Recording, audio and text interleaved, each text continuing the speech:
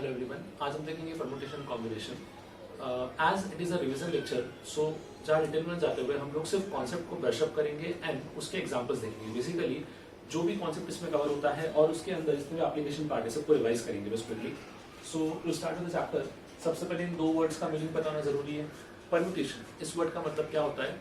सबसे simple language में बोलूं तो परमुटेशन का मतलब होता है अरेंजमेंट। ठीक है, like number of ways to arrange. Simple सा, सपोज करो I have 3 pen, black, blue and red. ठीक है, इन तीनों को आपस में अरेंज करने के वेज, मतलब पहले कौन सा पेन रखा हुआ है, देन थर्ड पेन कौन सा है बेसिकली। सिमिलरली कॉम्बिनेशन जो होता है इसका मतलब होता है सिलेक्शन। सिलेक्शन मतलब अब अपने पास जो मैंने 3 पेन रखे तो उसमें से मुझे सिलेक्ट करना है। सो इन दोनों में जो डिफरेंस है वो समझना। परम्यूटेशन जब हम बात करेंगे, अरेंजमेंट को डिस्कस करेंगे, तो अरेंजमेंट में ऑर्डर का इंपॉर्टेंस रहेगा।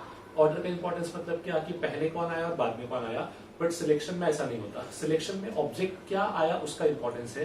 लाइक सपोज करो मेरे पास 3 पेन रखे हुए हैं, मैं आपसे बोल रहा हूँ 1 पेन सिलेक्ट करो या 2 पेन सिलेक्ट करो, तो आपने कौन से 2 पेन लिया वो इंपॉर्टेंट है, ना कि वो किस ऑर्डर में आए। ठीक है, सो सिंपल सा वे, परम्यूटेशन के लिए अरेंजमेंट इंपॉर्टेंट होता है, कॉम्बिनेशन के लिए अरेंजमेंट इंपॉर्टेंट नहीं होता है।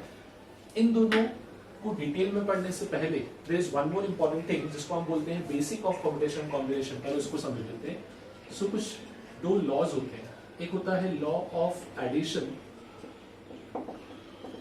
एंड एक होता है लॉ ऑफ मल्टीप्लिकेशन। किसी भी क्वेश्चन को स्टार्ट करने के पहले आपको ये आइडिया होना चाहिए बेसिक के law of addition, law of multiplication को अप्लाई कैसे करते हैं, इनको आइडेंटिफाई कैसे करते हो, ये होता क्या है एग्जैक्टली। चलो एक सिंपल से एग्जांपल समझाता हूँ कि इसका मीनिंग क्या है।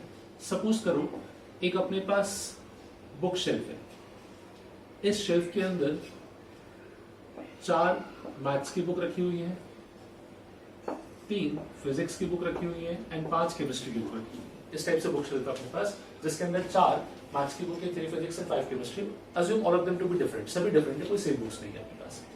नाउ मैंने आपसे बोला कि इनमें से एक बुक सिलेक्ट करो। ठीक है, इनमें से एक बुक निकालो, तो वो आप कैसे निकालोगे?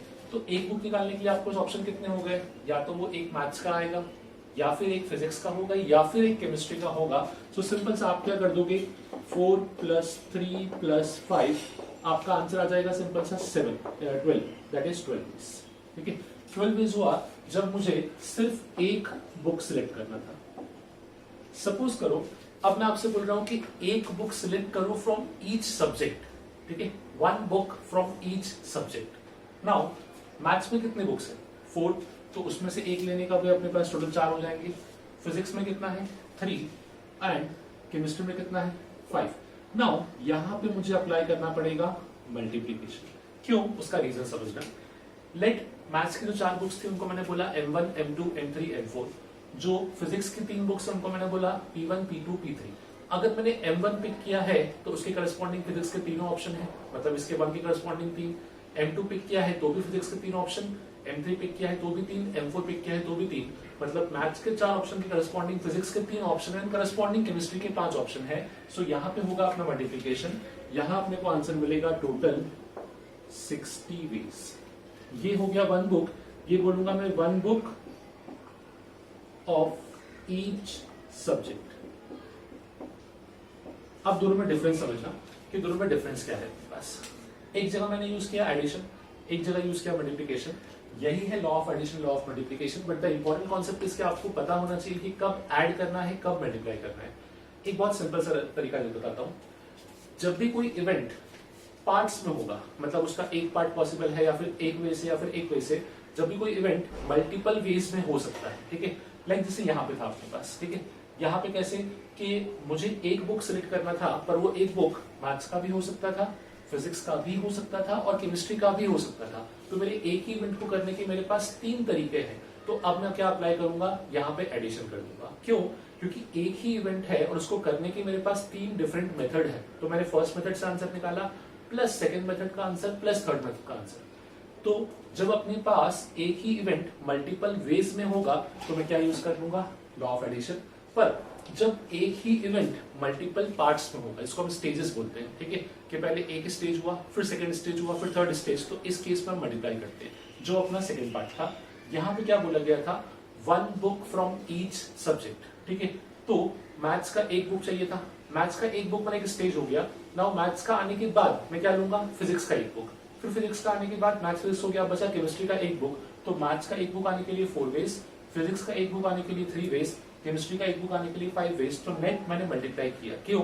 बिकॉज यहाँ जो मेरा इवेंट था वो स्टेजेस में हुआ था। जब आपका एक ही इवेंट मल्टीपल वेज में होता है, जब एक इवेंट को आप पार्ट्स में ऐसे डिवाइड कर सकते हो वेज में, और हर एक इवेंट आपका आउटकम होता है या आपका बेसिकली यू कैन से फेवरेबल आपका इवेंट होता है, तो उनको हम ऐड कर देते हैं। और जब एक ही इवेंट मल्टीपल स्टेजेस में होता है, पहले स्टेज ए हुआ, फिर स्टेज बी, फिर स्टेज सी, ये अपना फाइनल आउटकम है, तो इनको हम क्या करते हैं, मल्टीप्लाई। जब एक इवेंट अपने पास पार्ट्स में हो जाएगा तो उसको हम मल्टीप्लाई कर देंगे। This is nothing but law of addition multiplication. इसका ही यूज लगेगा बेसिक अपने को परम्यूटेशन कॉम्बिनेशन को समझने के लिए। नाउ कुछ एग्जांपल देखते हैं डायरेक्टली, जहां पे आपको खुद आइडेंटिफाई करना है कि एडिशन लॉ कब लगेगा और मल्टीप्लिकेशन लॉ कब लगेगा। ओके, क्वेश्चन देखते हैं। सपोज करो एक स्टेशन है अपने पास ए से लेके नेक्स्ट स्टेशन जो है वो बी, वहां तक जाने के आपके पास 3 रास्ते हैं। There are 3 ways from A to B. Similarly एक और स्टेशन है सी, बी से लेके सी तक जाने के लिए अपने पास total we have 4 ways, and directly A से लेके सी यहां जाने के लिए भी मेरे पास 2 वेज है। ठीक है, क्वेश्चन ऐसा दिया है कि अपने पास ए से लेके बी जाने के लिए वी हैव 3 वेज, बी से लेके सी जाने के लिए we have 4 ways, and A से लेके सी जाने के लिए we have 2 ways. Now the question is total number of ways from A to C, total number of ways from A to C. अब देखो इसको समझना, ये क्वेश्चन में क्या पूछा गया अपने से, ए से लेके सी तक जाना है। नाउ अब यहाँ पे अगर ऑब्जर्व करोगे और टेक्निकली लॉजिकली देखोगे तो यहाँ पे आपको समझेगा कि यहाँ पे एडिशन का भी यूज है और मल्टीप्लिकेशन का भी यूज है। ये मैंने कैसे पहचाना वो देखना। सबसे पहले मुझे अगर ए से सी जाना है तो मेरे पास 2 वे है करने के। कैसे? या तो मैं डायरेक्ट चले जाऊं या फिर वाया बी, मतलब मेरा इवेंट 2 वेज में हो सकता है, एक या तो डायरेक्टली ए से सी या ए से सी वाया बी। तो मुझे इन दोनों को निकाल के ऐड करना है। पर जो ये ए से सी वाया बी है ना, इसके अंदर इवेंट 2 पार्ट्स में हो रहा है, पहले ए से कहा गया बी और फिर बी से कहा गया सी, तो यहाँ अप्लाई होगा मल्टीप्लिकेशन। तो सिंपल सा, जब मुझे इसको सॉल्व करना है तो मैं सिंपल लिखूंगा total number of ways from A to C जाने के लिए वेज जो होंगे वो होगा directly from A to C plus A to C via B. लिख सकता हूं, या तो डायरेक्टली ए टू सी आ जाएंगे या फिर A to C via B.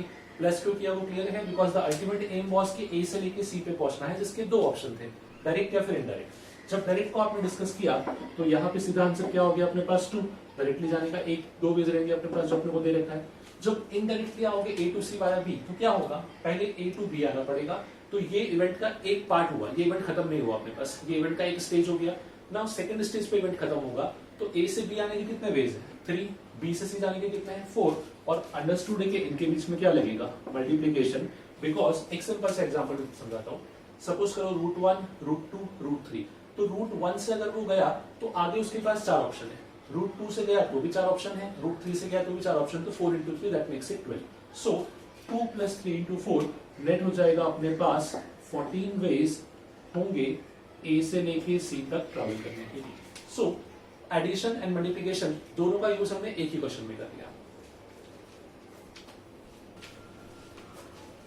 Okay, इसी में देख सकते हैं बॉक्स मेथड। अभी बॉक्स मेथड क्या होता है समझना। सपोज मेरे पास कुछ ऑब्जेक्ट हैं और उनको मुझे प्लेस करना है, बट सारे ऑब्जेक्ट को नहीं, या फिर कुछ ऑब्जेक्ट को प्लेस करना है, या फिर रिपीटेशन अलाउड है, इस टाइप के केस आते हैं जिनको आप नॉर्मली नंबर्स के केस में यूज करते हो। समझाने के लिए एग्जाम्पल दिखा मैंने इसलिए। एग्जाम्पल में ऐसा बोला गया अपने को, how many 4-letter word can be formed by using ABCDE without repetition with repetition. Box method exactly क्या होता है वो अपने को पता है। हम लोगों को 4-letter वर्ड फॉर्म करना है, सो मैं एक काम करता हूँ, यहाँ पे 4 बॉक्स बना लेता हूँ। नाउ अब मुझे क्या बोला गया था, पहले फर्स्ट केस की बात कर रहे हैं, विदाउट रिपीटेशन। ठीक है, आपके पास टोटल 5 ऑप्शन है, A, B, C, D and E। Repetition use नहीं करना, मतलब अपने कोई वर्ड रिपीट नहीं होना चाहिए। तो इनमें अपने को फिल करने हैं वेज, जिसके हम लोग क्या करेंगे, टोटल नंबर ऑफ वर्ड्स पे कमेंट करेंगे। लाइक इसको मैं ऐसा बोलूं कि ये जो मेरा लेटर है, जो 4 लेटर वर्ड बनाना है, उसको मैंने 4 पार्ट में ब्रेक कर लिया। उसका लेटर, फर्स्ट लेटर, उसका सेकंड लेटर, उसका थर्ड और उसका फोर्थ। तो ये कैसा हुआ पता है, ये अपना ऐसा हुआ कि अपने एक ही इवेंट को 4 स्टेजेस में ब्रेक कर लिया। पहले आप लेटर 1 देंगे, फिर लेटर 2, फिर लेटर 3, फिर लेटर 4। अब यहाँ पे कोई फर्क नहीं पड़ता, आप पहले लास्ट लेटर से स्टार्ट करो या पहले फर्स्ट लेटर से, आंसर पे कोई इम्पैक्ट नहीं होगा। नाउ सपोज मैंने यहाँ से स्टार्ट किया, फर्स्ट लेटर को फिल करने के लिए मेरे पास कितने ऑप्शन, तो यहाँ मेरे पास 5 ऑप्शन पॉसिबल है। सेकंड को, अब जब रिपीटेशन अलाउड नहीं है तो फर्स्ट में एक लेटर आ गया, तो यहाँ पे एक ऑप्शन कम हो गया, तो यहाँ पे I have 4 option. Similarly next में 3 एंड नेक्स्ट में 2। ये एक एक कम क्यों हो रहा है वो क्लियर है, बिकॉज रिपीटेशन अलाउड नहीं है। सेकेंडली मल्टीप्लीकेशन किया, क्यों, अगेन इवेंट स्टेजेस में हुआ था इसलिए मल्टीप्लीकेशन नेसेसरी था। तो यहाँ अपना आंसर क्या हो जाएगा, 5 into 4 20 into 3 60 into 2, total I have 120 days। कब, जब रिपीटेशन अलाउड नहीं था आपके पास। ठीक है, अब इसी का सेकंड केस लेते हैं। सेकंड केस में क्या हुआ कि रिपीटेशन अलाउड हो गया। अब रिपीटेशन अलाउड होने से क्या डिफरेंस आता है वो समझना। अभी भी क्वेश्चन 4 स्टेजेस में ही होगा, 1 2 3 4 लेटर्स हम लोग वही लेंगे, बट अब लेटर्स का क्वांटिटी चेंज होगा। लाइक फर्स्ट के लिए तो अभी 5 ही ऑप्शन है। अब सेकंड केस में यहाँ पे क्या हुआ था कि 4 ऑप्शन लिखे थे। क्यों लिखे थे 4 ऑप्शन, बिकॉज एक फर्स्ट में आ गया था, रिपीटेशन अलाउड नहीं था। अब रिपीटेशन अलाउड है, मतलब कोई भी वर्ड कितने भी बार यूज कर सकते हैं। तो आई शुड से सेकंड में भी कितने ऑप्शन होंगे, 5, थर्ड में भी 5 एंड फोर्थ में भी 5। तो यहाँ पे कितना आ जाएगा अपने पास, 5 to the power 4, that is 625 days। Understood था, जब रिपीटेशन होगा तो नंबर ऑफ डेज ज्यादा आनी चाहिए एज कंपेयर टू तब जब रिपीटेशन अलाउड नहीं होगा। So again box method is nothing but मैंने मल्टीप्लिकेशन वाले लॉजिक को ही यूज किया है, बट क्वेश्चन को सिंप्लीफाई करने के लिए। बॉक्स मेथड जनरली हम लोग वहां यूज करते हैं जब मुझे नंबर्स फॉर्म करना होते हैं, लाइक 4 डिजिट 5 डिजिट नंबर्स, या फिर जब मुझे लेटर्स या वर्ड फॉर्म करना होता है तब हम यूज करते हैं बॉक्स मेथड, बिकॉज रिलेटिवली समझना आसान होता है यहाँ पे अपने पास। ओके, बॉक्स मेथड के एक क्वेश्चन और देख लेते हैं। क्वेश्चन कुछ ऐसा है अपने पास, how many number between 10 and 10,000 can be form using the digits 1 2 3 4 5 if repetition is allowed, repetition is not allowed. वापस से बॉक्स मेथड को मैं यूज कर सकता हूँ, बट अब यहाँ पे एक चीज को लेकर केयरफुल रहना। पहले फर्स्ट पार्ट को डिस्कस करेंगे। बॉक्स मेथड में जब लास्ट टाइम अप्लाई किया तो फिक्स था कि 4 डिजिट या 4 वो लेटर का ही वर्ड होना चाहिए। यहाँ पे नंबर ऑफ डिजिट फिक्स नहीं है, 10 से बड़ा और 10,000 से छोटा, मतलब नंबर ऑफ डिजिट 2 3 4 कुछ भी हो सकता है आपके पास। तो यहाँ पे क्या होगा, मैं स्टेप बाय स्टेप चलूंगा। सबसे पहले बात करूंगा 2 डिजिट नंबर्स। 2 डिजिट नंबर मतलब अब कितने बॉक्स रहेंगे मेरे पास, 2 बॉक्सेस। ठीक है, जब हम बात करेंगे 2 डिजिट नंबर का तो फर्स्ट डिजिट पे कितने ऑप्शन, फर्स्ट पे तो 5, और मैंने ऑब्जर्व किया कि फर्स्ट केस में क्या है, रिपीटेशन इज नॉट अलाउड, तो सेकंड पे कितने हो जाएंगे 4, तो 2 डिजिट नंबर कितने बन जाएंगे अपने पास 20। ठीक है, सिमिलरली नेक्स्ट होना चाहिए मेरे पास 3 डिजिट नंबर। जब 3 डिजिट नंबर को डिस्कस किया तो यहाँ पे 3 बॉक्सेस बन जाएंगे अपने पास। अब यहाँ क्या हो जाएगा, यहाँ पे अपने पास फर्स्ट प्लेस पे 5 4 3, सो अगेन रिपीटेशन अलाउड नहीं था, तो अब ये कितना हो गया, 5 into 4 into 3 60 days। ठीक है, एंड 4 डिजिट नंबर नेक्स्ट हो जाएगा अपने पास 4 डिजिट, सेम लॉजिक। अब यहाँ पे 4 बॉक्सेस हो जाएंगे, सो 5 into 4 into 3 into 2, so this is coming out to be 120। Net हम इन सबको ऐड कर लेंगे। अब ये क्लियर है कि 2 डिजिट से 5 डिजिट 4 डिजिट क्यों लिया, बिकॉज नंबर 10 से बड़ा होना चाहिए इसलिए 2 डिजिट पॉसिबल था। एट द सेम टाइम 10,000 से छोटा होना चाहिए इसलिए मैक्सिमम 4 डिजिट अलाउड है अपने पास। ठीक है, सो यहाँ पे अपना आंसर आ जाएगा नेट 180 + 2 220। ठीक है, ये कब हुआ, जब रिपीटेशन आपके पास अलाउड नहीं था।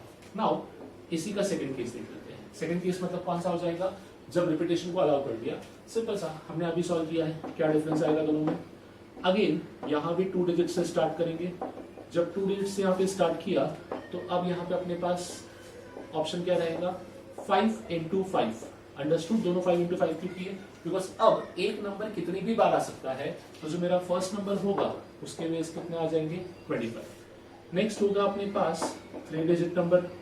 जब 3 डिजिट नंबर लिए सो अगेन 3 बॉक्सेस, और अभी भी कितना भी रिपीटेशन हो सकता है, तो 5 into 5 into 5 मतलब ये आ गया अपने पास 125। सिमिलरली नेक्स्ट हो जाएगा अपने पास 4 डिजिट नंबर, सो यहाँ पे क्या आ जाएगा Now we have 4 places.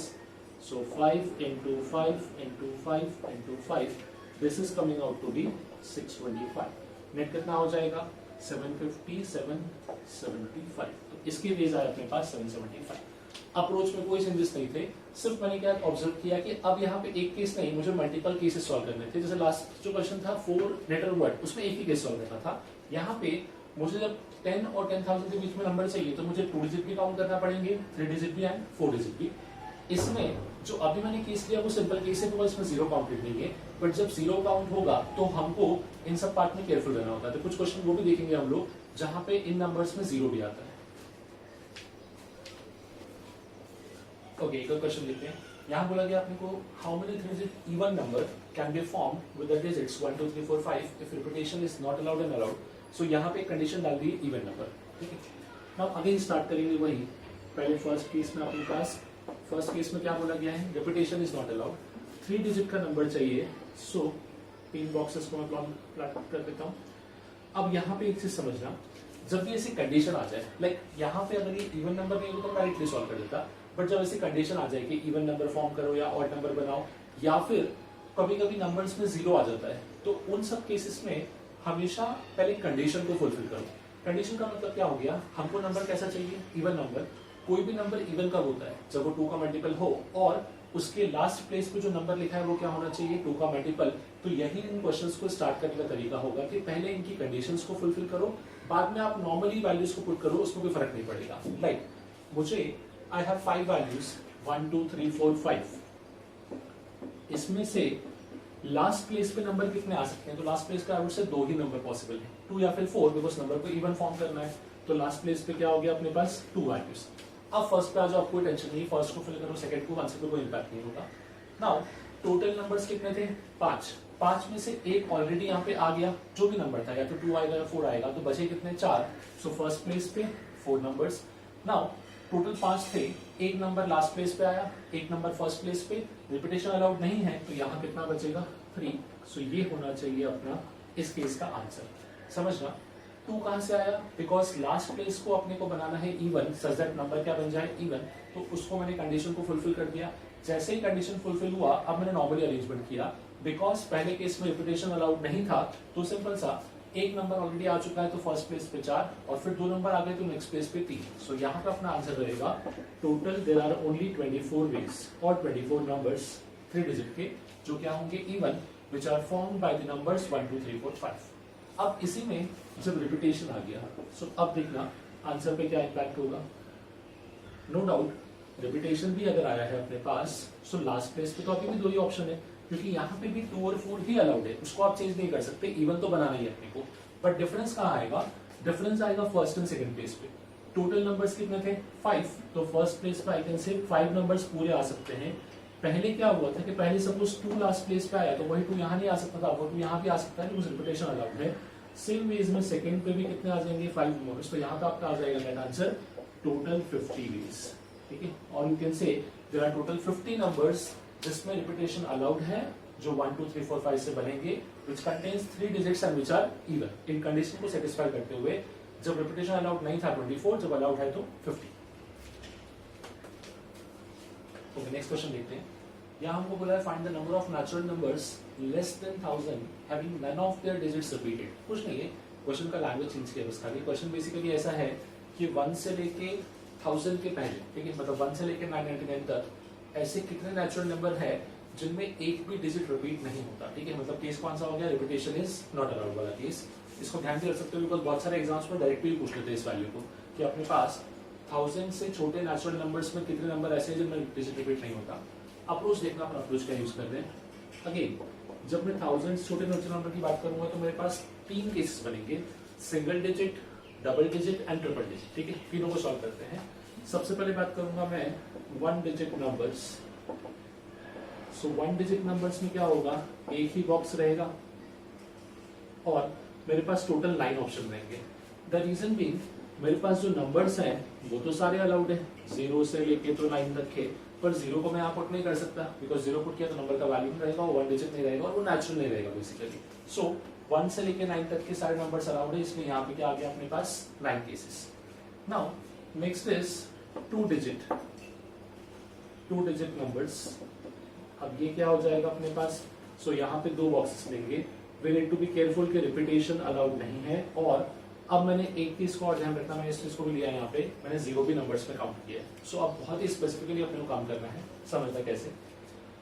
चल यहाँ पे स्टार्ट करने के लिए मुझे ये पता है कि लास्ट प्लेस पे अपने पास, या पहले फर्स्ट प्लेस से स्टार्ट करते हैं, फर्स्ट प्लेस पे अपने पास 0 नहीं आना चाहिए, ठीक है। द रीजन बीइंग कि फर्स्ट प्लेस पे 0 आएगा, नंबर क्या बन जाएगा, सिंगल डिजिट का, जो इसमें काउंट हो जाएगा।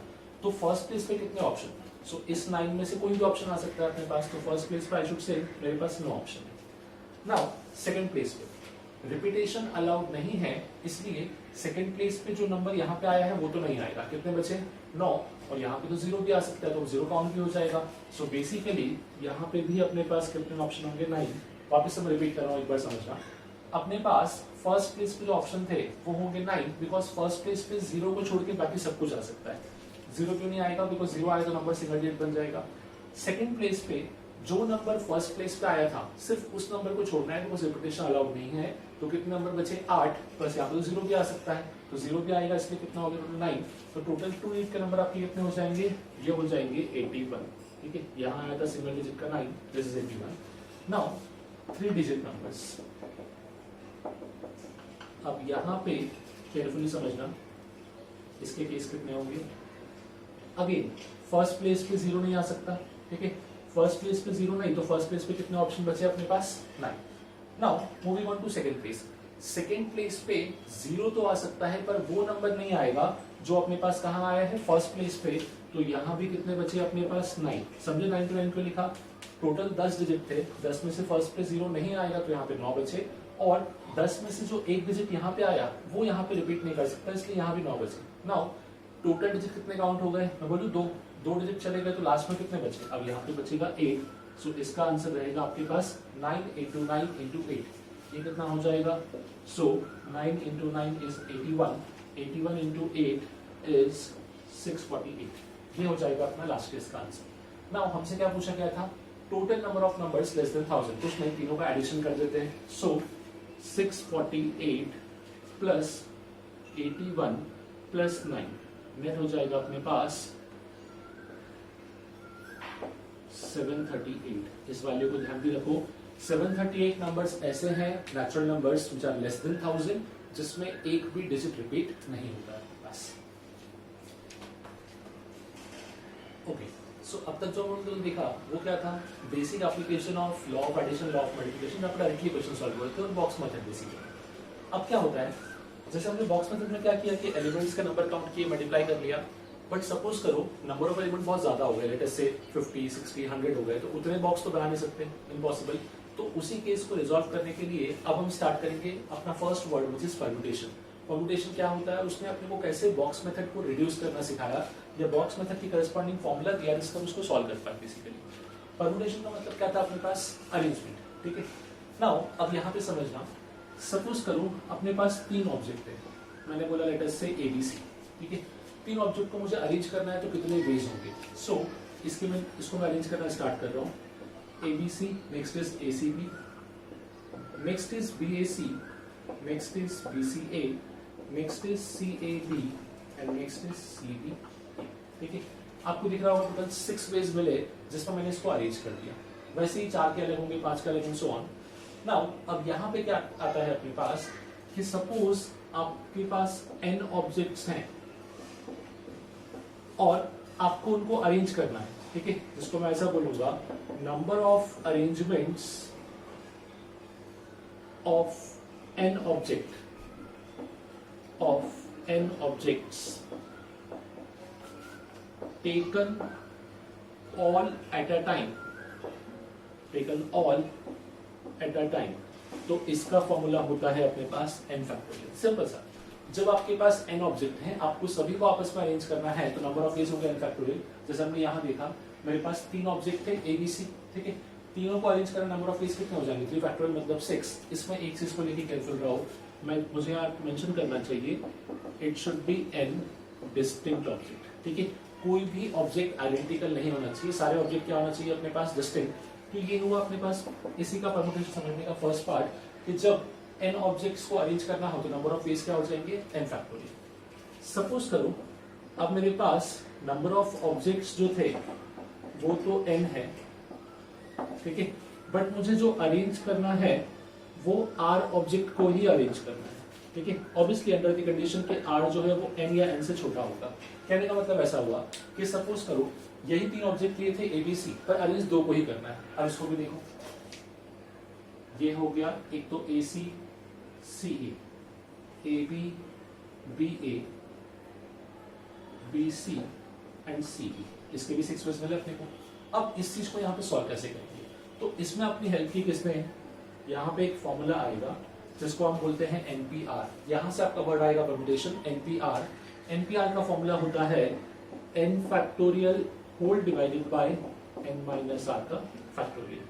कहने का मतलब जब n ऑब्जेक्ट्स में से r ऑब्जेक्ट को मुझे अरेंज करना होगा तो उसका बेस होगा npr n factorial by n minus r का फैक्टोरियल बेसिकली, ठीक है। आया कहां से, सिंपल सा लॉजिक है। ऑब्जेक्ट कितने थे आपके पास, 3 में से 2 को अरेंज करना था। अब इसी को अगर मैं आपको एक्सप्लेन करूं इस फॉर्मूले के अकॉर्डिंग, सो बॉक्स पे आ जाओ वापस से, ठीक है। पहले प्लेस पे कितने ऑप्शन होंगे आपके पास, 3।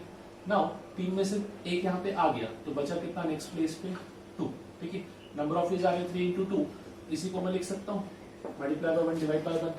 ये हो गया अपने पास पूरा n फैक्टोरियल जितने ऑब्जेक्ट थे, और ये हुआ n माइनस आर जितने थे और जितनों को अरेंज करना था, तो n माइनस आर। तो अपन ने यहाँ से फॉर्मूला बनाया, it is nothing but n factorial by n minus r का फैक्टोरियल। अगेन यहाँ भी कंडीशन में बोलूंगा सेम है, सभी ऑब्जेक्ट आपस में क्या होना चाहिए, डिस्टिंक्ट होना चाहिए, तो ये फॉर्मूला अपना वर्क करेगा। इसी में एक केस और आपको दिखा होगा कि डिस्टिंक्ट की जितनी पॉसिबिलिटी में सारे देंगे। डिस्टिंक्ट में क्या है, या तो n ऑब्जेक्ट होंगे सबको अरेंज करना है, या फिर n में से r को अरेंज करना है, तो अपन ने दोनों केस काउंट कर लिए। नेक्स्ट केस इज, सपोज करूं मेरे पास n डिस्टिंक्ट ऑब्जेक्ट है, p आइडेंटिकल ऑब्जेक्ट्स है, सेम है। नेक्स्ट इज q आइडेंटिकल है। सो कहने का मतलब क्या हुआ, जब मैं ऑब्जर्व करूंगा यहाँ पे टोटल नंबर ऑफ ऑब्जेक्ट कितने हुए, n ऑब्जेक्ट तो डिस्टिंक्ट थे, नेक्स्ट बाकी एक p सेट है वो आइडेंटिकल है, फिर बाकी q आइडेंटिकल है। इसको ऐसे समझो, सपोज करो मेरे पास n मार्कर्स हैं ऑफ डिफरेंट कलर्स, ठीक है। नेक्स्ट p मार्कर्स हैं सबके सब ब्लैक, ठीक है, जो यहाँ पे काउंट नहीं था।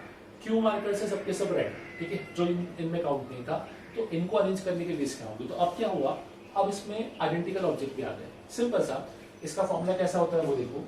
सबसे ऊपर आप लिखोगे टोटल नंबर ऑफ ऑब्जेक्ट, तो टोटल ऑब्जेक्ट कितने हो जाएंगे, n plus p plus q। हमेशा ध्यान रखो टोटल में आपको सारे काउंट करने हैं जितनी बार भी लिखे हुए हैं, n plus p plus q। p whole divided by जितने आइडेंटिकल थे उनके फैक्टोरियल से divide, p factorial divide by q factorial, ये होगा आपका सिंपल सा आंसर। यहाँ पे अपने पास ऊपर हुआ टोटल ऑब्जेक्ट उनका फैक्टोरियल, अपॉन में जो आइडेंटिकल है उनसे डिवाइड कर दो, you will get the answer कि कितने वेज होंगे इनको अरेंज करने के। यहाँ पे हम जो केस देख रहे हैं मैं सभी को अरेंज कर रहा हूँ, मैं पार्शियल अरेंज नहीं कर रहा हूँ। जो इसमें से पार्शियल अरेंज करने क्वेश्चन होता है वो हम समझेंगे क्वेश्चंस के थ्रू कि उसका लॉजिक क्या होता है। बट ये 3 अपने स्टैंडर्ड केस है कि नॉर्मल अरेंजमेंट n ऑब्जेक्ट का क्या होगा, n फैक्टोरियल। n में से r को अरेंज करना हो तो वो होगा npr। ये दोनों ही केस किसके लिए थे, डिस्टिंक्ट के लिए। जब डिस्टिंक्ट के साथ आइडेंटिकल ऑब्जेक्ट भी आ जाएंगे तो उसका हम वही लिखेंगे, टोटल नंबर ऑफ ऑब्जेक्ट का फैक्टोरियल अपॉन जितना आइडेंटिकल है उसके फैक्टोरियल से डिवाइड कर देंगे। ओके, क्वेश्चन देखते हैं। बेसिकली ये एक क्वेश्चन नहीं है, एक ही क्वेश्चन को हमने 5 पार्ट में ब्रेक कर रखा है, जिससे ऑलमोस्ट हर टाइप का क्वेश्चन कवर हो जाएगा, ठीक है। सो स्टेप बाय स्टेप को ऑब्जर्व करना कि क्वेश्चन में क्या बोला है और सॉल्व कैसे करना है। फर्स्ट इज जो अपना क्वेश्चन का मेन पार्ट है, number of anagrams of the word Hindustan. Anagram का मतलब number of arrangement, number of कितने डिफरेंट वर्ड्स बन सकते हैं इस वर्ड को लेके, ठीक है। सो पहले तो इसको ऑब्जर्व कर लेते हैं, HINDUSTAN। सो टोटल यहाँ पे अपने हो गए 9 अल्फाबेट्स। 9 अल्फाबेट में से आई सपोज 2 अल्फाबेट आइडेंटिकल हो गए, ठीक है। सो हम लोगों ने अभी पढ़ा है जब मुझे इन ऑब्जेक्ट को अरेंज करने का बेस निकालना हो, सो यहाँ पे क्या मैं ऐसा बोलूं, 7 डिस्टिंक्ट एंड 2 आइडेंटिकल, ऐसे बनेंगे अपने ऑब्जेक्ट। 7 डिस्टिंक्ट ऑब्जेक्ट हो गए एंड 2 हो गए अपने पास आइडेंटिकल ऑब्जेक्ट्स। तो इनको अरेंज करने के बेस का फॉर्मूला क्या बताया था मैंने, total number of object 7 plus 2 मतलब 9 फैक्टोरियल अपॉन जितने आइडेंटिकल हैं उससे डिवाइड कर दो। सो ये तो आ गया आपका फर्स्ट पार्ट का आंसर कि total number of anagrams of this word which is Hindustan. This was your actual part. Now question के फर्स्ट पार्ट पे आते हैं. फर्स्ट पार्ट पे क्या बोला गया है, हर एक पार्ट को स्पेसिफिकली समझना, बिकॉज हर एक पार्ट में कुछ नया कॉन्सेप्ट होगा. How many of these begin and ends with a vowel. Now अब क्या हुआ है, आउट ऑफ दिस 9 उसने ऐसा बोला है कि ऐसे कितने, जितने भी अल्फा अपने वर्ड्स बने हैं 9 फैक्टोरियल बाय 2 फैक्टोरियल, इसमें से ऐसे कितने वर्ड्स हैं जो वॉवेल से स्टार्ट होंगे, वॉवेल पे ही एंड होंगे. ठीक है, सो उसके लिए हम लोग क्या करते हैं देखना. मैं यहाँ पे ऐसे 9 प्लेसेस दिखा रहा हूँ, 4 5 6 7 8 9. हमको ये कंडीशन दी गई है कि फर्स्ट प्लेस पे क्या आना चाहिए, वॉवेल, और लास्ट प्लेस पे क्या आना चाहिए, वॉवेल. बाकी प्लेसेस पे कुछ भी आए फर्क नहीं पड़ता. ठीक है, अब पहले मैं ऑब्जर्व करता हूँ कि वॉवेल कितने हैं. सो आई, यू एंड ए, 3 वॉवेल हैं ऐसे कुछ, आई, यू एंड ए. सो ये 3 में से 2 वॉवेल तो ऑक्यूपाई करना चाहिए फर्स्ट एंड लास्ट प्लेस. हमने अभी पढ़ा है एन ऑब्जेक्ट में से आर ऑब्जेक्ट को अरेंज करने के वेज. तो क्या हो जाएगा, यहाँ पे हो जाएगा अपने पास 3p2. 3p2 मैंने क्यों लिखा, बिकॉज 3 में से किसी 2 को इन पे फिट करना है अपने को. नाउ अब बीच में आपको कितने अल्फाबेट दिखेंगे, सो बीच में दिखेंगे 7 अल्फाबेट. 7 अल्फाबेट को आपस में अरेंज करने के वेज कितने होते हैं, 7 फैक्टोरियल. बट उस 7 के अंदर 2 n आइडेंटिकल हैं. ठीक है, 2 n आइडेंटिकल, तो इसके लिए मैं क्या करूंगा, 7 फैक्टोरियल डिवाइड बाय 2 फैक्टोरियल. वापिस क्वेश्चन को समझना. 3p2 मैंने क्यों लिया, बिकॉज 2 वॉवेल्स मुझे प्लेस करने थे, एक स्टार्ट पे एक एंड पे. टोटल मेरे पास 3 वॉवेल थे. 3 में से मैंने 2 को अलग करने के केस लिए कि 2 को कैसे कैसे अलग कर सकता हूँ, लाइक यू आई या फिर यू ए या फिर ए आई, जो भी केस थे वो सारे यहाँ पे काउंट हो गए. नेक्स्ट इज जो बीच के बचे हुए कंसोनेंट थे उसमें 7 आपके पास लेटर्स थे जिसमें से 2 रिपीट हो गए थे. ठीक है, आप बोलोगे सर वॉवेल 3 थे, नो डाउट 3 वॉवेल थे, 3 में से 2 मैंने यहाँ यूज किए, एक बीच में कहीं आएगा, तभी तो अपने पास 6 कॉन्सोनेंट प्लस वो एक वॉवेल मिलकर 7 ऑप्शन बने अपने पास. ठीक है, नाउ अब यहाँ पे आता है इंपॉर्टेंट पार्ट, प्लस करेंगे या मल्टीप्लाई. सो अगेन अपने प्रोसेस पे आते हैं.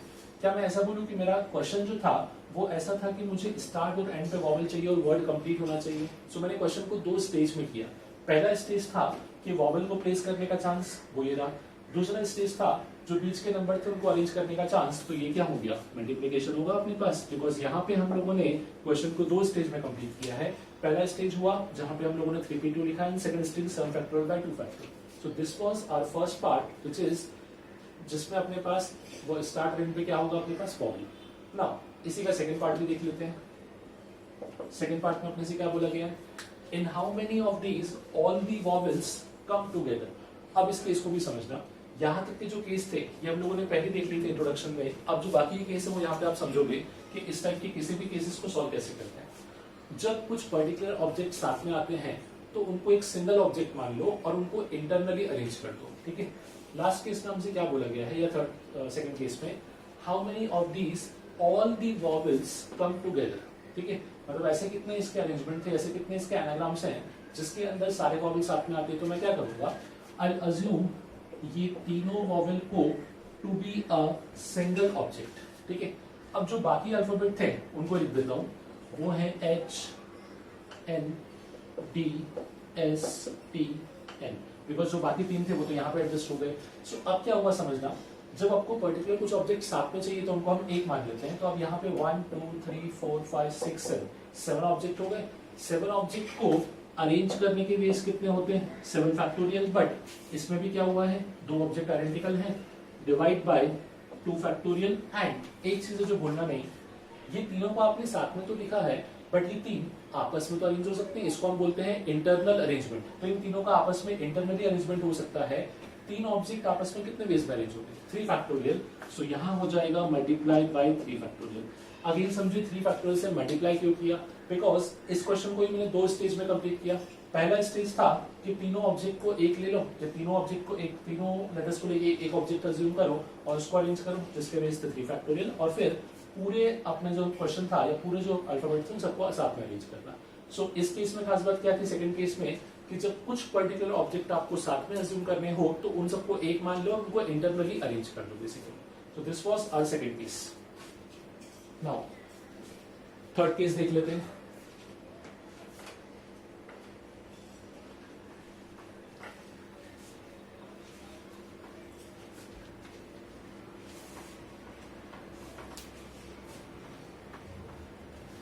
सो अब थर्ड केस में अपने को क्या दिया था, थर्ड केस में बोला है in how many of these anagrams none of the vowels come together. ठीक है, इसको समझना, इसको हम बोलते हैं गैप मेथड।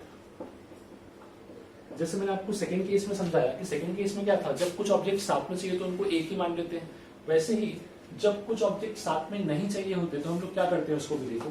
अब मुझे क्या बोला गया है, none of the vowels should be या शुड कम टुगेदर, तो मैं क्या करूंगा, जो ऑब्जेक्ट पे कंडीशन नहीं है पहले उनको लिखता हूँ। ठीक है, क्या कॉन्सोनेंट पे कोई कंडीशन है, नहीं, तो मैं पहले सारे कॉन्सोनेंट को प्लेस करता हूँ। कॉन्सोनेंट कैसे प्लेस हो जाएंगे अपने पास, H N D S T और एन। ठीक है, अब इस मेथड को हम बोलते हैं गैप मेथड।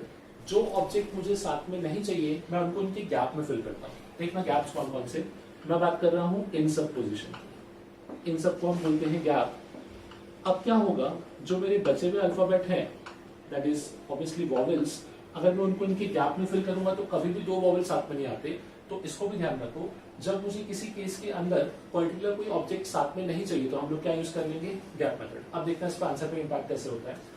गैप में टोटल मुझे पता है कि 3 अल्फाबेट आने चाहिए, 3 वॉवेल से मेरे पास, बट मेरे पास गैप कितने क्रिएट हो गए, 1 2 3 4 5 6 7, आई हैव 7 गैप।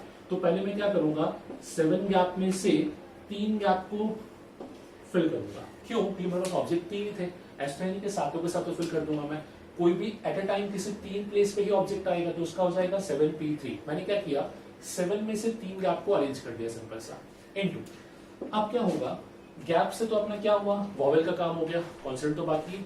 कॉन्सोनेंट कितने थे, 1 2 3 4 5 6 कॉन्सोनेंट को अरेंज करने के बेस क्या हो जाएंगे, 6 फैक्टोरियल, और डिवाइड बाय वापस से क्या आएगा, 2 फैक्टोरियल, बिकॉज 2n अपना रिपीट हुआ था। सो यहाँ पे मैंने यूज कर लिया गैप मेथड।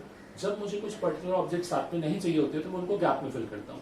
गैप किसके, जो ऑब्जेक्ट बचे हुए हैं उनसे आपको गैप्स मिलेंगे, उस गैप के थ्रू हम उसको सस्टेन करेंगे, बेसिकली फुलफिल करेंगे।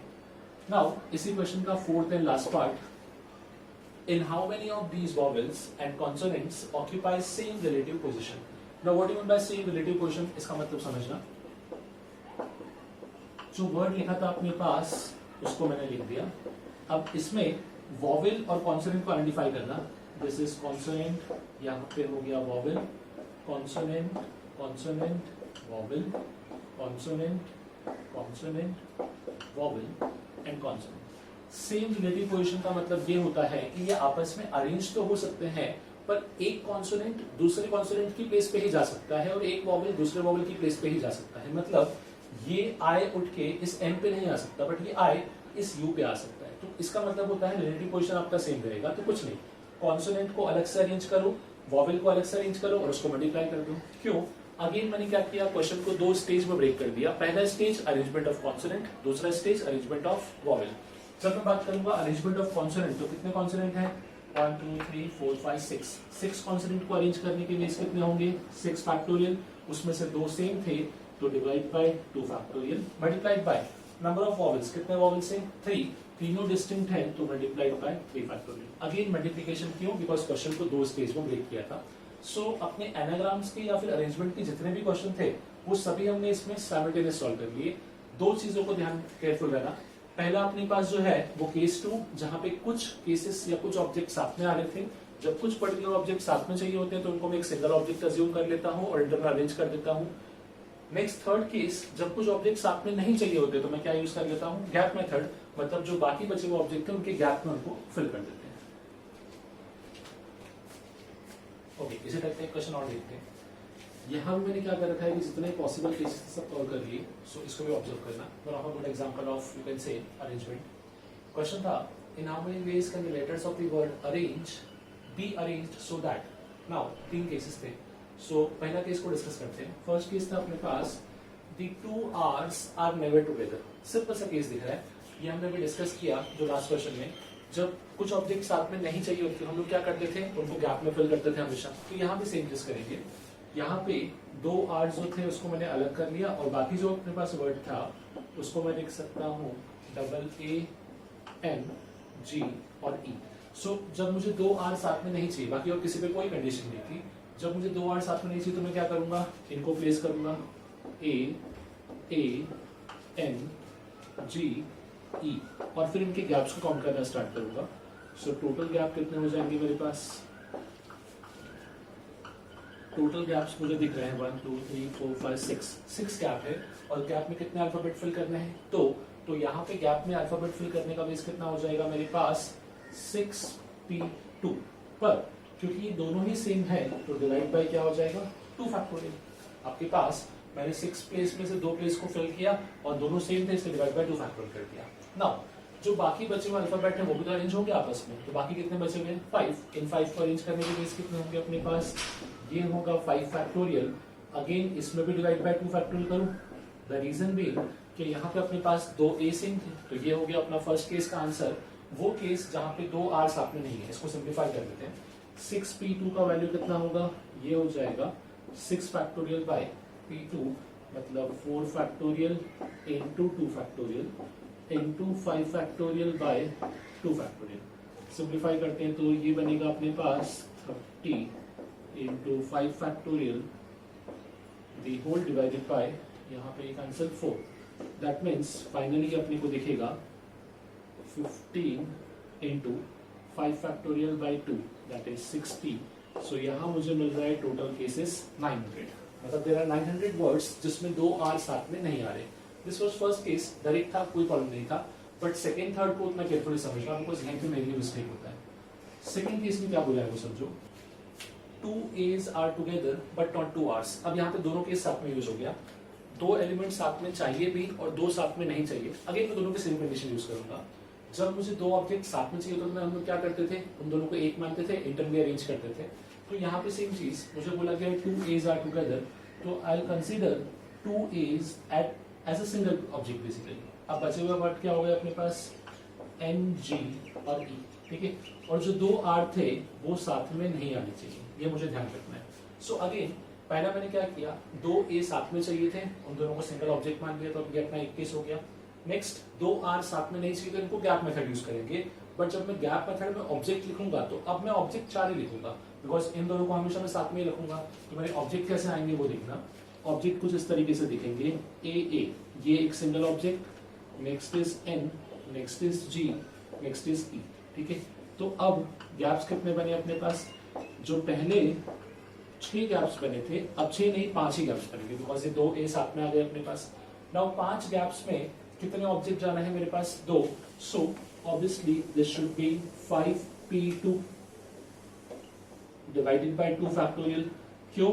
बिकॉज दोनों ऑब्जेक्ट अपने पास सेम थे, तो 5p2 बाय 2 फैक्टोरियल इनटू, अब जो ये ऑब्जेक्ट बचे हुए हैं this into this and this, तो 4 ऑब्जेक्ट बचे अपने पास। 4 ऑब्जेक्ट को अरेंज करने के बेस 4 फैक्टोरियल।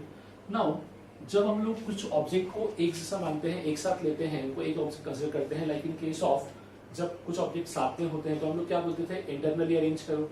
इंटरनली अरेंज तब होगा जब ऑब्जेक्ट डिस्टिंक्ट हो। ये दोनों तो सेम है, तो अगर मैंने ए या इनका ऑर्डर चेंज भी किया तो कुछ फर्क पड़ेगा नहीं, तो यहाँ पे इंटरनल अरेंजमेंट का वैल्यू नहीं आएगा, यहाँ पे सिंपल बन रहेगा अपने पास। तो यही अपना इस केस का आंसर हो जाएगा। इसको सिंप्लीफाई कर लेते हैं, 5p2 बाय दिस, तो ये बनेगा अपने पास 5 factorial by 2 factorial into 2 factorial multiplied by 4 factorial. Okay, यहाँ पे 2 नहीं, 5p2 मतलब यहाँ पे आ जाएगा 3 फैक्टोरियल। अब इसको सिंप्लीफाई कर लेते हैं। सो यहाँ हो जाएगा अपॉन में 12, 5 फैक्टोरियल अपॉन 12 मतलब ये बचेगा 10 इंटू 4 फैक्टोरियल दैट इज 240। सो ये वैल्यू आएगा अपने पास 240। फर्स्ट आंसर आया था अपने पास 900, सेकेंड वैल्यू इज 240। अब इन दोनों की हेल्प से हम लोग थर्ड पार्ट इजिली सॉल्व कर सकते हैं। देखना कैसे, बिकॉज ये दोनों से अपने थर्ड पार्ट इजिली आ जाएगा। मैं दोनों के आंसर लिख देता हूँ।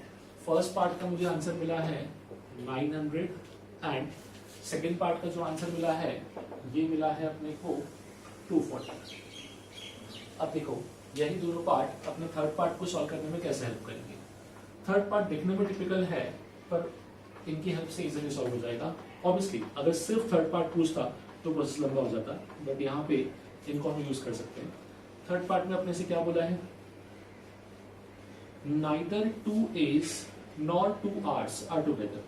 A और R कोई भी साथ में नहीं आना चाहिए।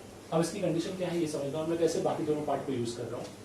हम लोगों ने जो फर्स्ट पार्ट सॉल्व किया उसमें कंडीशन क्या लिखी थी, the 2 R's are never together, ठीक है। इसमें जो कंडीशन थी वो सिर्फ 2R को लेके थी कि 2R कभी भी साथ में नहीं आने चाहिए, ठीक है। क्या इसको इसमें A को लेके कुछ कंडीशन थी? नहीं। दैट मीन्स यहाँ पे A के दोनों केसेस काउंटेड है। पहला केस जहां पे 2A साथ में है, ठीक है, 2 A's आर टुगेदर। दूसरा केस जहां पे 2 A's आर नॉट टुगेदर, ये भी इसमें काउंटेड है अपने पास बेसिकली। सो यहाँ पे ये हुआ है कि जब मैंने फर्स्ट केस को ऑब्जर्व किया, सो फर्स्ट केस में जब 2R साथ में नहीं थे तो उसके पास A को लेके दोनों कंडीशन थी और दोनों केसेस यहाँ पे काउंटेड थे, बिकॉज इसमें जो कंडीशन थी वो सिर्फ R को लेके थी, इसमें अपने पास A को लेके कोई कंडीशन नहीं थी। अब थर्ड केस को ऑब्जर्व करो। थर्ड केस में क्या बोला है? Neither 2R's nor 2 A's are together. मतलब बोलूं थर्ड केस में मुझसे ये पूछा जा रहा है। सो अगर मैं फर्स्ट केस में से इस पार्ट को सब्ट्रैक्ट कर दूं, ठीक है, अब मैं कैसे लिख रहा हूं उसको देखना। 2R's आर नॉट टुगेदर, ये मेरा टोटल केस लिया मैंने, माइनस वो केस जहां पे 2R's are not together but 2 A's are together, minus 2R's are not together but 2 A's are together. जब मैंने इस पूरे केस में से इतने पार्ट को रिमूव किया तो बचा हुआ अपना आंसर आ जाएगा जो अपने को चाहिए था, और इसलिए मैंने आपसे बोला कि थर्ड पार्ट का जो आंसर है वो फर्स्ट सेकंड से इजीली आ जाएगा। सो फर्स्ट पार्ट का आंसर था अपने पास 900, सेकंड पार्ट का आंसर आया था अपने पास 240, सो 900 माइनस 240, थर्ड पार्ट का आंसर ये अपने को मिल जाएगा सिंपल सा 660। 900 माइनस 240 दैट इज 660। देखो अगेन एक बार रिकॉल कर रहा हूँ इसका कि कहां से ये कैसे हुआ। फर्स्ट पार्ट में क्या बोला था? कंडीशन सिर्फ आर के ऊपर थी, सिर्फ आर के ऊपर कंडीशन थी, मतलब ए के सारे केसेस काउंटेड थे कि ए साथ में है या फिर नहीं, सारे केस काउंट होंगे। नाउ मैंने क्या किया, फर्स्ट केस को टोटल केस मानते हुए उसमें से वो केस रिमूव कर दिए जहां पे 2R साथ में है पर 2R साथ में नहीं है बट 2A साथ में है, विच वॉज केस नंबर 2। वही बोला गया था 2 A's are together but not 2 R's। तो जब मैंने टोटल में से इस केस को हटाया तो बाकी बचा हुआ केस कौन सा रहा? जहां पे R भी साथ में नहीं है और A भी साथ में नहीं है, वही अपना आंसर आ गया थर्ड केस का। तो again one of the good question, इसको भी हम डायरेक्टली यूज कर सकते हैं कॉन्सेप्ट को समझने के लिए। ओके, एक टाइप का क्वेश्चन और देख लेते हैं, इसको हम बोलते हैं डिक्शनरी प्रॉब्लम। आप लोगों ने देखा होगा ऐसे में क्या होता है कि आपको कुछ भी एक सेट ऑफ लेटर्स दिया होता है और बोलता है कि इनकी जितनी भी अरेंजमेंट है सबको बनाया और डिक्शनरी प्रॉपर्ली प्लेस किया, ऑब्वियसली अल्फाबेटिकल ऑर्डर। सो बताओ कि इस वर्ड का रैंक क्या होगा, दैट मींस वो किस प्लेस पे आएगा। लेट अस एक सिंपल सा एग्जांपल देता हूँ। मेरे पास वर्ड दिया था ऑट, OUGHT, ठीक है, ये वर्ड दिया गया था ऑट, और हमसे पूछा था कि रैंक ऑफ टफ क्या होगा, TOUGH। ऑट को हमने अरेंज किया डिक्शनरी में तो एक वर्ड टफ भी बनेगा, तो वो टफ का रैंक क्या होगा। अब इसको सॉल्व करने का बहुत सिंपल तरीका होता है। सबसे पहले इसको अरेंज करो अल्फाबेटिकली इंक्रीजिंग ऑर्डर में, मतलब हम लोग बना रहे हैं डिक्शनरी का फर्स्ट वर्ड। जब फर्स्ट वर्ड बनेगा तो क्वेश्चन इजीली सॉल्व हो जाएगा। सो अगर इसको अरेंज करते हैं अल्फाबेटिकली, सो कैसा दिखेगा, GHOTU,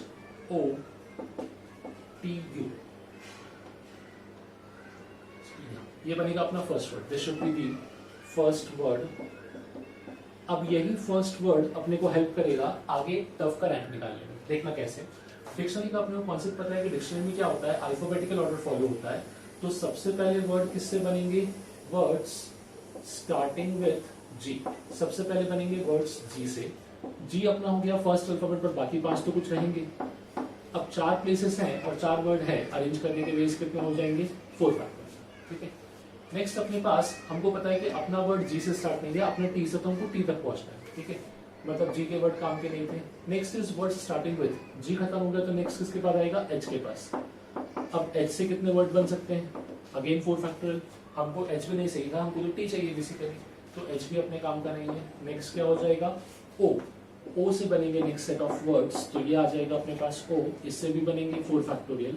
नाउ अब अपने काम का वर्ड आएगा विच इज T। अब मैं यहाँ 4 फैक्टर नहीं लिखूंगा, अब मैं सेकंड अल्फाबेट को डिस्कस करूंगा, ठीक है। सेकंड अल्फाबेट क्या हो जाएगा, तो जैसे ही आपका फर्स्ट अल्फाबेट प्लेस हो गया, ये बन गया अपने पास, ठीक है। यहाँ से आप T को रिमूव कर दो, अब T अपने कोई काम करनी है, ठीक है। नाउ अब सेकंड अल्फाबेट वापस से कहाँ से स्टार्ट होगा, अल्फाबेटिकली G से। सो टी जी से बनने वाले वर्ड है। नाउ अब प्लीज कितनी बची है? 3 ही बची है। क्या अपना वर्ड टी जी से बनता है? नहीं, टी ओ से बनता है, तो यहां से बनेगा 3 फैक्टोरियल। ठीक है, नेक्स्ट टी जी से नहीं बना तो टी एच से बन सकता है। नेक्स्ट अल्फाबेटिकली अगर ऑर्डर फॉलो करूंगा तो so starting with T H, नहीं, अपना वर्ड टी एच से भी नहीं बनता, so again 3 factorial. Okay, T H से नहीं तो टी ओ से, यस अब करेक्ट है, अपना वर्ड टी ओ से बनता था तो ओ प्लेस हो गया, इस ओ को भी हटा दो। वापस से कहाँ आ जाओगे? जी पे। सो जी पैटर्न अगर आपने ऑब्जर्व किया तो जब मेरा अल्फाबेट मुझे मिल जाता है तो मैं नेक्स्ट पेज पे चले जाता हूँ अपने आप। ठीक है, टीओजी, क्या अपना वर्ड टीओजी से बन रहा था? नहीं, सो यहां से बनने वाले वर्ड कितने होंगे? 2 फैक्टोरियल। नेक्स्ट टीओजी तो नहीं, टीओएच, क्या अपना वर्ड टीओएच से बन रहा है? नहीं, टीओएच से भी नहीं बन रहा, तो अगेन 2 फैक्टोरियल। सो क्या अपना वर्ड टीओयू? बिल्कुल टीओयू से बनता है, सो टीओयू। अगले वर्ड पे जाऊंगा, अगला क्या आ जाएगा? जी, और अगला आ जाएगा एच। अपना वर्ड बन चुका है। एक चीज को ध्यान रखो, लास्ट में 1 ऐड करो, बिकॉज रैंक निकाल रहे हो तो इसका भी खुद का एक रैंक होगा। इसके पहले बनने वाले वर्ड इतने हैं, हमको सिर्फ इन सबको ऐड कर देना है। जैसे हम इन सबको ऐड करेंगे अपना आंसर आ जाएगा। सो 4 फैक्टोरियल इंटू 3 मतलब 24 इंटू 3 प्लस 3 फैक्टोरियल इंटू 2 मतलब 6 इंटू 2 प्लस 2 फैक्टोरियल इंटू 1, सो 2 इंटू 2 प्लस 1। ठीक है, फाइनली कितना आएगा? 72 प्लस 12 प्लस 4 प्लस 1, तो ये अपने को आंसर मिलेगा 84 प्लस 5, दैट मीन्स 89 वर्ड। सो जिस वर्ड का हमको रैंक निकालने को बोला गया था टफ, उसका रैंक क्या होगा? 89। यही सिस्टम फॉलो करेंगे हम सिंगल सेट ऑफ वर्ड में, जहां पे अपने को रैंक निकालना होगा या फिर रैंक के इस क्वेश्चन को सॉल्व करना होगा। नाउ इसी के नेक्स्ट पार्ट में हम लोग देखेंगे कि रिवर्स केस को सॉल्व कैसे करते हैं। रिवर्स केस मतलब क्या हो गया कि आपको वर्ड दिया है और बोला है, या आपको रैंक दिया और बोला है कि रैंक के करस्पॉन्डिंग वर्ड क्या है वो बताओ, या फिर डिक्शनरी के अंदर जब अल्फाबेट रिपीट हो तो उनको सॉल्व कैसे करते हैं, ये सब देखेंगे इसके हम नेक्स्ट पार्ट में।